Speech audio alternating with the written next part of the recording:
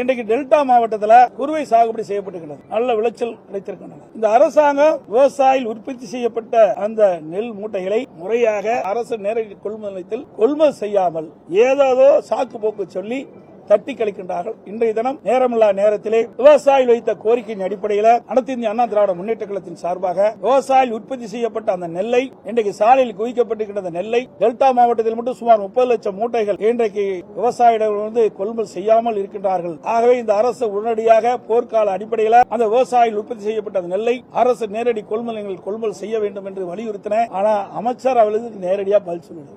மத்திய அரசு மீது பழி போட்டு தட்டி கழிக்கிறார். நான் மேலும் அமைச்சருடைய கவனத்திற்கு கொண்டு வந்தேன். விவசாயிகள் எத்தனை நாளைக்கு இந்த நெல்லை பாதுகாத்துக் கொண்டு இருக்க முடியும்? அதை திறந்த வெளி கிடங்குகள் அமைங்க. உடனடியாக விவசாயிகள் உற்பத்தி செய்யப்பட்ட நெல்லை கொள்முதல் செய்து அதை பத்திரப்படுத்தி அவ்வப்போது குடானுக்கு எடுத்து செல்லலாம் என்று ஒரு திட்டத்தையும் சொன்னேன். அதற்கும் பதில் இல்லை. ஆக விவசாயிகள் உற்பத்தி செய்யப்பட்ட அந்த நெல்லை இந்த அரசாங்கம் கொள்முதல் செய்வதாக தெரியவில்லை. நேற்றைய தினம் விவசாயிகள் தங்களுடைய நெல்லை கொள்முதல் செய்த காரணத்தினாலே போராட்டம் நடத்துகின்றார்கள். பல்வேறு கிராமங்களில் ஆர்ப்பாட்டம் நடத்தி கொண்டிருக்கிறார்கள். விவசாயியுடைய வாழ்வாதாரமே இந்த நெல்லை விற்றால்தான் இந்த ஒரு இடத்திற்கு அவர் குடும்பம் நடத்த முடியும்.